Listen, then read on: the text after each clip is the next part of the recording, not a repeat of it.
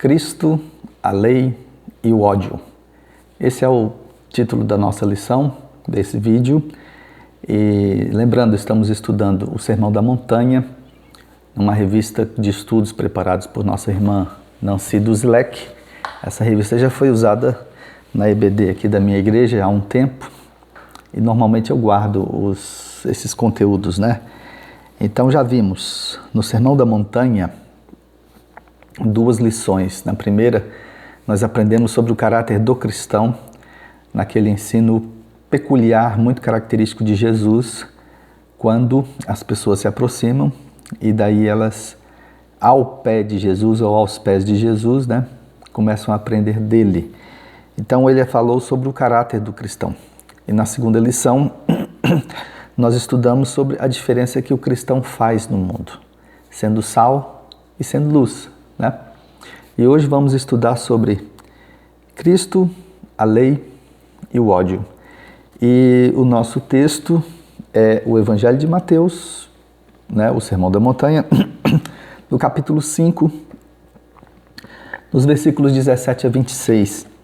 O texto é curto, eu gostaria muito de ler aqui, para evitar de você, sei lá, se quiser consulte sua Bíblia aí, mas vamos lá. Talvez você esteja dirigindo, não sei, vamos lá. Então, Mateus 5, 17 a 26. Não penseis que vim destruir a lei ou os profetas. Não vim para destruí-los, mas para cumpri-los. Em verdade vos digo que até que o céu e a terra passem, nenhum jota ou um tio se omitirá da lei, sem que tudo seja cumprido. Qualquer que violar um desses mais pequenos mandamentos e assim ensinar aos homens, será chamado menor no reino dos céus. Aquele, porém, que os cumprir e ensinar será chamado grande no reino dos céus. Pois vos digo que se a vossa justiça não exceder a dos escribas e fariseus, de modo nenhum entrareis no reino dos céus. Ouvistes o que foi dito aos antigos: não matarás, e quem matar estará sujeito a julgamento. Eu, porém, vos digo que qualquer que sem motivo se encolerizar contra seu irmão estará sujeito a julgamento. E qualquer que disser a seu irmão raca, eu encontrar também a pronúncia raca. Eu não estou seguro disso, já fiz umas pesquisas aí, mas não consegui ainda sustentar essa pronúncia raca, tá? Raca estará sujeito ao sinédrio, mas quem disser tolo estará sujeito ao fogo do inferno. Portanto, se trouxeres a tua oferta ao altar e aí te lembrares de que teu irmão tem alguma coisa contra ti, deixa diante do altar a tua oferta, vai primeiro reconciliar-te com teu irmão, depois vem e apresenta a tua oferta. Reconcilia depressa com teu adversário enquanto estás com ele a caminho, para que o adversário não te entregue ao juiz, o juiz ao oficial de justiça e te recolham à prisão. Em verdade, te digo que de maneira nenhuma sairás dali enquanto não pagares o último centavo. Deus abençoe, né? A nossa leitura, Deus abençoe a sua palavra. Então, meus irmãos, minhas irmãs, a gente vai percebendo que com o passar dos estudos, né, a lição de Jesus vai ficando mais difícil, né? Vai ficando mais difícil de engolir, porque ele vai falando mais diretamente conosco, né? É como numa aula de matemática. Bom, matemática não é minha praia, não, mas vamos pensar numa aula de língua portuguesa, né? As lições vão ficando mais hard, né? Com o tempo. Você começa ali com formação de sílabas, né? Morfologia, classes de palavras, por exemplo, né? Flexão de substantivos, conjugação verbal, etc., né? E daí a coisa vai se avolumando até que você chega numa sintaxe. E daí tem que descobrir as funções das palavras, não é verdade? Rapaz, aí o trem vai ficando mais difícil, né? É o caso aqui também. As lições de Jesus começam a ficar mais difíceis, porque elas vão tentar atingir o nosso eu, né? O nosso interior, o nosso coração. Eu creio que até hoje, né, ninguém consegue ser o mesmo depois do encontro com Jesus. Como seria magnífico, né? Como seria maravilhoso, extraordinário, se nós tivéssemos Jesus visivelmente, assim, né? Perceptivelmente pelos sentidos diante de nós, nos ensinando e nos mostrando. E eu acho que não teríamos coragem, né? O nosso olhar seria de arrependimento, de confissão, de coração contrito. Nós teríamos que, como diz no popular, né? Engolir o choro, colocar o rabinho entre as pernas, se admitir e aceitar, porque Ele é um mestre, uma forma muito penetrante, né? Muito incisiva de ensinar. Então as lições vão ficando difíceis e agora ele vai falando assim mais diretamente ao nosso coração. A autora dessas lições tem umas percepções aqui muito interessantes, né? Ela vê na nossa versão em português que o texto do Sermão da Montanha começa na terceira pessoa, né? Na terceira pessoa do singular. Desculpe, na terceira do plural, né? Bem-aventurados os que choram. Então está falando sempre de um terceiro, né? Bem-aventurados os mansos, os humildes, né? Os pobres de espírito, etc. Os pacificadores.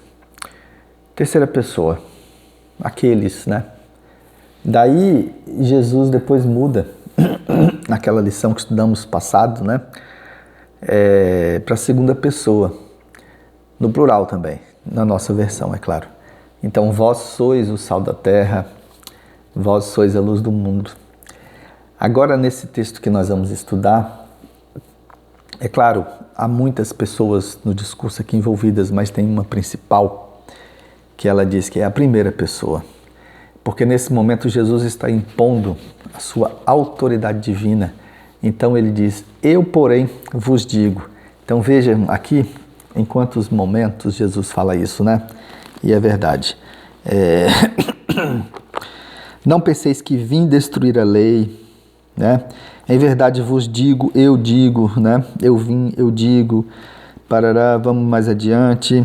Aí de novo ele diz, porém vos digo que se a vossa justiça não exceder, né? Vocês ouviram isso, eu porém vos digo, né? E em verdade te digo.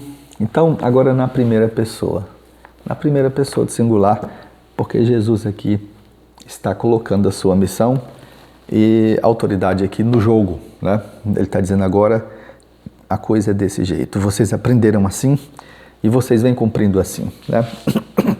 Então a primeira divisão dessa lição, a autora apresenta como a posição de Jesus diante da lei mosaica. E a lei mosaica aqui não são apenas os 10 mandamentos, né? Aqueles 10 mandamentos que aprendemos em casa, na igreja, na escola, alguém aprende na faculdade, né? Esses 10 mandamentos, não era só isso, né? Lá no Pentateuco, nos 5 primeiros livros da Bíblia, nós temos um conjunto de normas, né? Nós temos uma série de normatizações para a vida em sociedade. Há estudos que dizem que são 617 normas. Vamos pensar aqui no termo lei lato sensu, né? Tem uma diferença aí no direito para essa gradação de lei, tá? Tem a norma, algo mais abrangente, e tem a lei, uma coisa mais específica, né? Mas vamos pensar aqui, 617 leis lá no Pentateuco. Deve ter muito mais, isso é um dos estudos que revela que são isso, né? Dessas 613 leis, 248 são positivas, são uma instrução sobre o que fazer. E 365 são negativas, o que você não deve fazer. Como está lá nos mandamentos? Não matarás, não roubarás, não sei mais o que e tal. Vejam, é muita norma, né? Que um hebreu antigo e posteriormente um judeu da época de Jesus deveria seguir. Essas normas tentam abarcar, né? Tentam abranger todas as áreas da vida. A vida particular, a vida social, a vida em família, etc. E o judeu tinha que seguir isso aí à risca. Com o passar do tempo, apenas observar a lei já isentava o homem de qualquer problema. Mas Jesus, nesse texto aqui, essa grande importância do Sermão da Montanha, e é uma das chaves para interpretar isso tudo, né? Mas mais adiante a gente vai pensar nisso aqui. Vai ter um versículo aqui que vai ter essa chave para interpretar esses textos aqui. Mas Jesus tenta mostrar aqui que não é somente cumprir a letra fria e morta, concreta da lei. Tem que pensar no que está por trás da lei. Não é isso?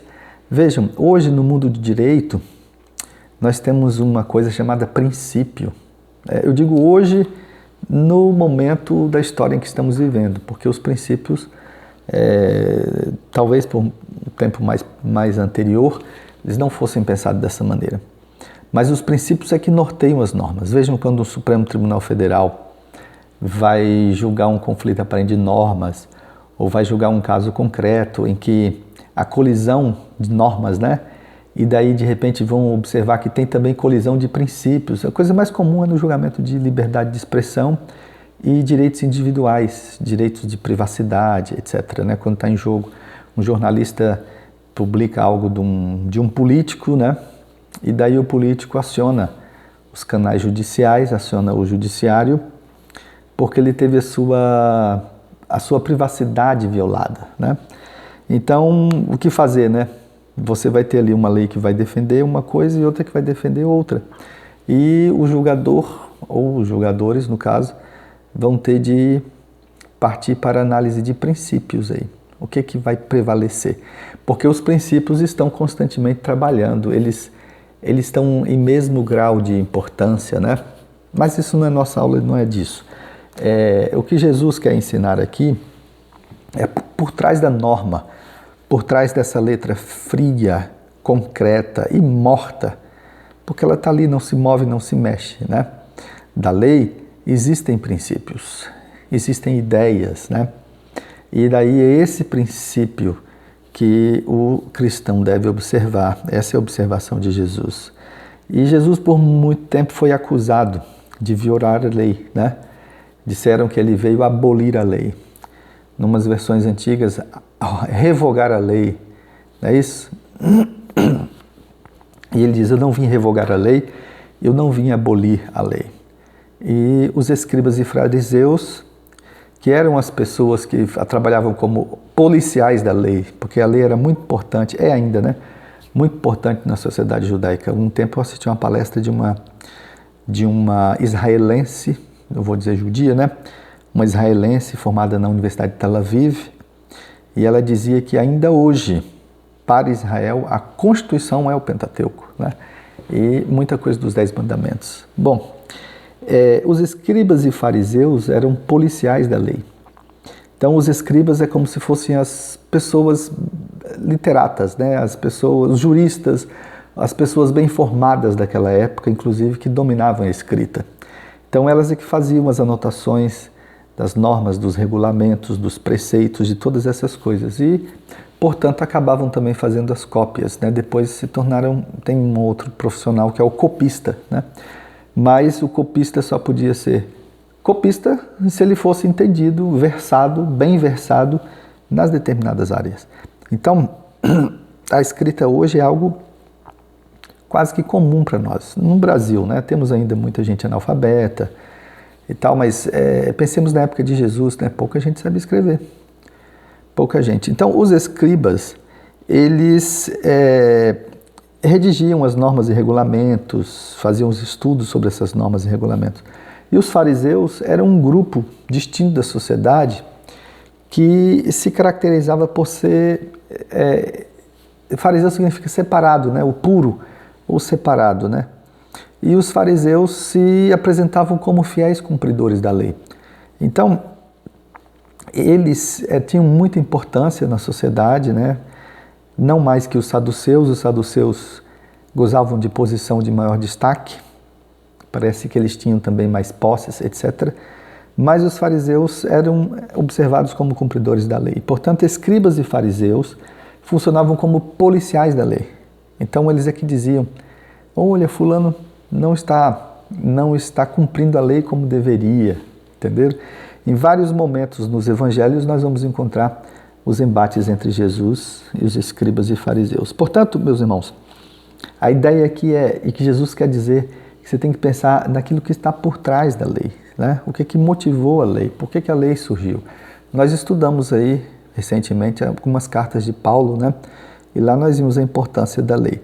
Mas ele diz assim, para fazer jus ao título, né, dessa parte aqui, a posição de Jesus diante da lei mosaica. Ele diz que ele veio cumprir toda a lei. A cumprir aqui é encher. A ideia é essa, é preencher a lei, realizar toda a lei. Então, ele jamais veio desfazer a lei, né? Mais adiante, lá nas cartas de Paulo, nós vamos encontrar os cristãos sendo acusados de destruição da lei, né? Mas isso não é verdade. E aí Jesus diz que nem um J ou um tio.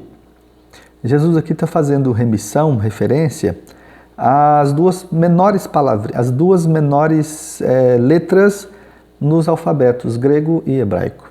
O Iot, o J, né? E o Yod do alfabeto hebraico. Então Jesus, até essas letras aí, por menores que sejam, né? Desculpa, por menores que sejam, elas não podem ser esquecidas em toda a lei, porque a lei vai ser cumprida, não tem como fugir.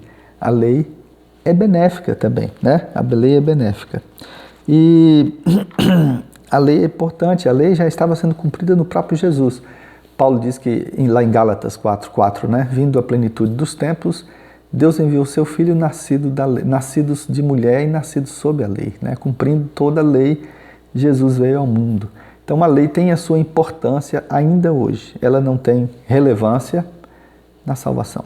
Já estudamos isso, então pegue as 13 lições dos estudos anteriores, você vai ver lá em vários momentos que a lei não tem importância para a salvação, mas ela tem importância tremenda, né? Ela tem uma importância crucial na vida cristã, na jornada cristã.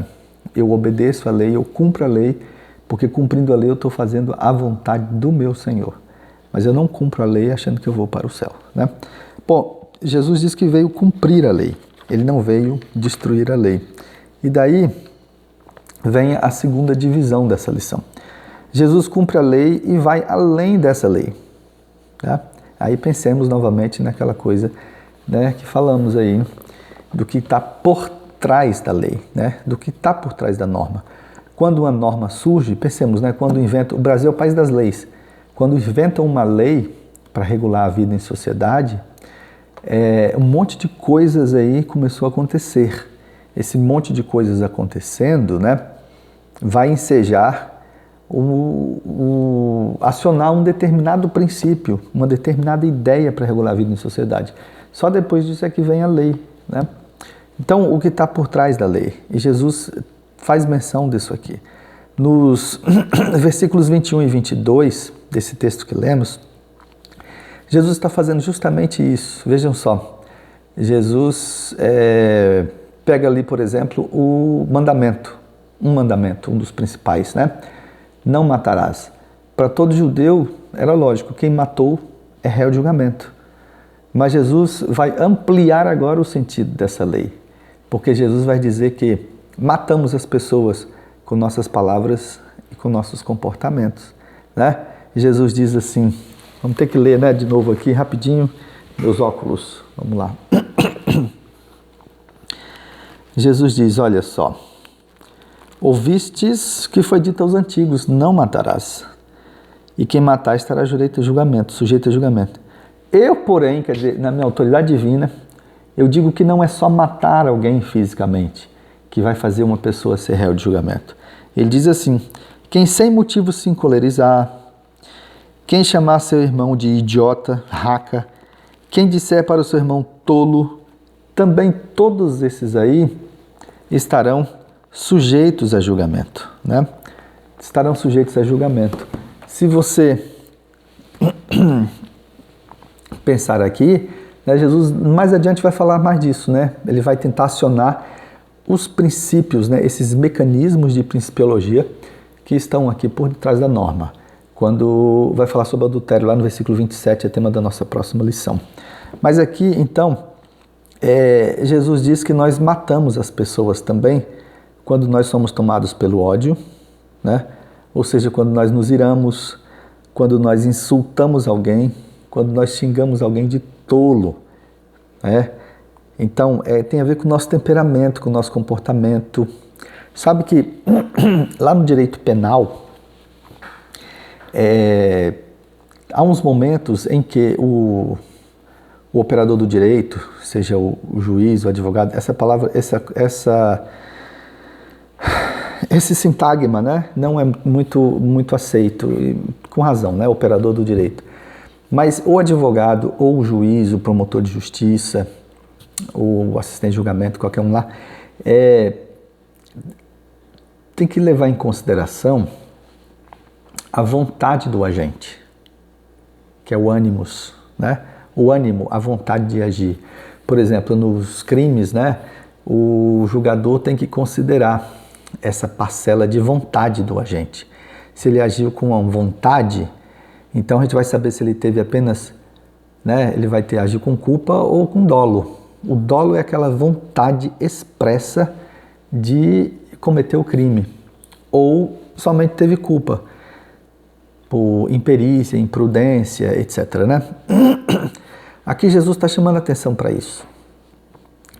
Não é somente cometer esse crime, matar, né? Mas é o que está por trás de tudo isso. Veja lá no crime de Caim, né? Quando mata o seu irmão, e quando Deus conversa com Caim, Deus toca justamente nesses assuntos aí, né? E Deus está resgatando, né, para que Caim confesse ali o seu crime. Quando pergunta, né, teu irmão, etc. Tal, ele diz, acaso sou eu guardador do meu irmão? Né? Então ele vai revelando essa raiva que ele tinha, essa vontade de vingança, a inveja que ele tinha do seu irmão e tudo mais. Essas coisas que levaram à morte, né, de Abel, levaram Caim a matar seu irmão. Então, nosso temperamento, nossa vontade, os nossos desejos, o nosso comportamento, é aquilo que nos move para fazer alguma coisa. E Jesus aqui chama a atenção para o fato de que se nós agimos com ódio, né, se nós insultamos alguém, se nós chamamos alguém de tolo, está uma gradação aqui. Na nossa versão a gente não entende muita coisa, mas o que importa saber é que está nesse campo aqui da vontade, do desejo de agir. E, claro, também engloba a ação, sem dúvida nenhuma. Mas quando alguém chama alguém de tolo, né, uma outra pessoa de tolo, aqui tem a ver com aquela reputação moral. Você está falando mal da vida da pessoa. Entenderam? São os comentários maldosos, a maledicência sobre a vida de alguém, não é isso? A ideia aqui é a seguinte, meus irmãos. Nós somos assassinos, nas palavras de Jesus, quando nós falamos mal de alguém, quando nós temos ódio por alguém, desejo de vingança, né? E quando nós insultamos alguém, quando nós xingamos alguém, nós estamos também assassinando a pessoa. Então Jesus amplia aqui o sentido da lei, é isso que a gente tem que entender, né? Então, nas palavras de Jesus, repetindo, nós podemos matar muitas pessoas com nossas palavras, e nós fazemos isso todos os dias, né? E também com os nossos tratamentos inadequados. Vamos pensar nisso, né? Para a gente mudar a nossa atitude, não é isso? Terceira divisão da lição, e a última, o título é assim: Jesus nos ensina a ter uma consciência pura, né? A ideia aqui envolvida é a ideia da reconciliação, é o relacionamento com o próximo, se operando de forma muito intensa, ainda que o próximo não queira, mas partindo também dessa principiologia que está por trás da norma, tá? Disso que jaz, entenderam? No subsolo da norma, está escondido aí. Então Jesus chama a atenção para o fato de que não adianta a gente cultuar. Aqui Jesus usa alguns elementos do culto, oferecer a oferta no altar, e daí você lembra que seu irmão tem alguma coisa contra você. E a atitude qual é que Jesus ensina, né? Se ele que tem alguma coisa contra você, ele que vem a dizer, né? Você não tem nada a ver com isso, eu não fiz nada, eu acho que eu não fiz nada. Jesus ensina diferente, né? Esse é o problema. Os ensinos de Jesus vão ficando cada vez mais intensos, né? Como eu falei no início. Jesus mostra que para cultuar, para louvar a Deus, para ofertar, né, para oferecer o culto de gratidão, etc., você tem de estar bem consigo mesmo, mas você tem de estar bem também com seus irmãos, né? Isso combina muito bem com aqueles nossos estudos sobre a igreja, comunhão na fé, fazer parte da família de Deus, ser membro da família de Deus. E Jesus ensina, então, se você vai ofertar lá no altar é uma palavra com problema para mim, viu? Porque para mim no Novo Testamento essa coisa de altar não existe mais. Porém, vamos lá.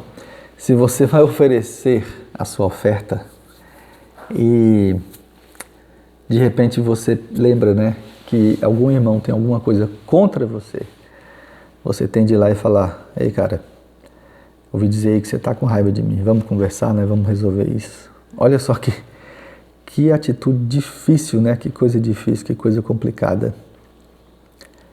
O destaque é esse, né? É você procurar quem tem queixa contra você e daí promover ali uma reconciliação. Isso é muito difícil de fazer. Uma vez uma colega de trabalho, já tem algum tempo, né?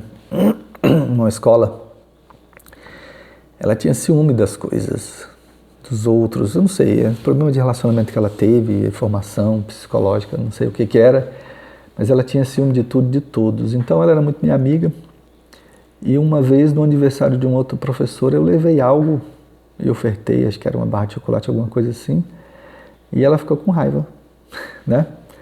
E começou a me tratar mal, começou a tratar os outros colegas também, assim, mal. E daí eu saquei, eu falei: rapaz, será que essa pessoa tem problema, né? E aí eu fiquei naquela, não tenho nada a ver com isso, ela que está com raiva de mim, com raiva dos outros, ela que se resolva para lá.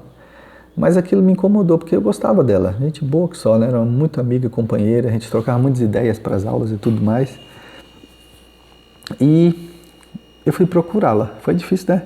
Tem que engolir assim o orgulho e tudo. Eu falei: fulana, eu tenho notado nos últimos dias, né? Você tá estranha comigo, estranha com os colegas, não sei mais o que e tal. E aí, cara, de repente ela começou a chorar e falou: é verdade, eu fiquei chateada por causa disso e tal, mas não é problema, não são vocês, nem o que você fez. E eu, não sei, acabo tratando todo mundo mal, mas o problema é comigo. Porque quando criança, quando moça, não sei mais o que, acontecia assim, ninguém fazia isso e tal. Então, de repente, o problema não era meu, mas eu fui lá e daí nos reconciliamos e ainda acabei ajudando, né, aquela minha colega. Isso é algo muito difícil, né? Algo muito difícil. Imagine quando você sabe que alguém está falando mal de você. E daí você tem que procurar a pessoa para se reconciliar com ela. Olha que coisa difícil, mas é o que Jesus está ensinando, né? É o que Jesus está ensinando. Meus irmãos, então é isso, né? Na nossa lição de hoje, nós aprendemos que Jesus não veio para revogar a lei, ele veio cumprir a lei.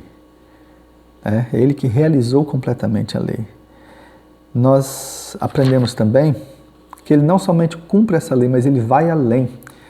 Ele tenta, as pessoas, no caso, tenta fazer com que nós, os cristãos, seus seguidores, com que nós entendamos o que está por trás dessa norma. Não é só cumprir a norma e pronto, está acabado, está resolvido. Não é assim? Tem muita gente que estabelece a sua justiça nesses termos. Eu tinha que fazer isso, eu fiz a minha parte. Não é somente isso, né? Jesus chama a atenção aqui para o fato de que existem coisas mais graves, mais valiosas, mais verdadeiras e mais importantes por trás da norma. E por fim, Jesus nos ensina a ter uma consciência pura. Saber que estou oferecendo o meu culto a Deus e o meu coração está em paz, né?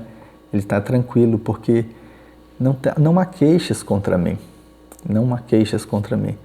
Novamente, a ideia de buscar o que está por trás da norma. Não é somente amar o seu próximo, né?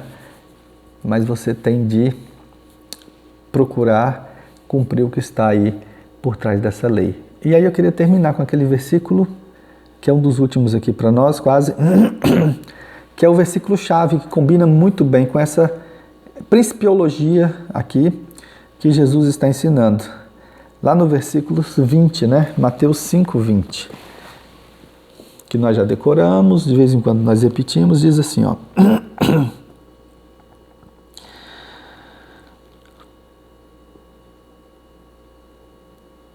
Pois vos digo que se a vossa justiça não exceder a dos escribas e fariseus, de modo nenhum entrareis no reino dos céus. É isso que combina com o que falamos. A nossa justiça tem que exceder a dos escribas e fariseus. Eles eram os policiais da lei. Eles cumpriam a lei, ou queriam fazer cumprir a lei, nos termos do que estava escrito somente, né? Somente. E Jesus disse que tem que ir além da justiça dos escribas e fariseus. A nossa justiça tem que ir além da justiça dos escribas e fariseus. Ou seja, nós temos de pensar, não no que está na letra morta da lei, mas naquilo que está por trás de tudo isso, que é a vontade, hoje para nós, né, expressa de Deus, sua vontade soberana para a nossa vida. Que sejamos pessoas sinceras, pessoas puras, de coração limpo. É isso que Deus quer que sejamos. Não meros cumpridores, repetidores de lei, né? Não que nos sentemos em cima de uma cartilha aí, nos sentemos sobre uma cartilha de normas, né? E vamos nos orgulhar disso. Não, eu cumpro a lei e pronto, está acabado. Não é isso, né? Sejamos justos, mas na justiça que exceda a dos escribas e fariseus. Muito obrigado por sua companhia aqui, nesses momentos muito agradáveis. Até nosso próximo estudo, hein? Até mais, que Deus nos abençoe.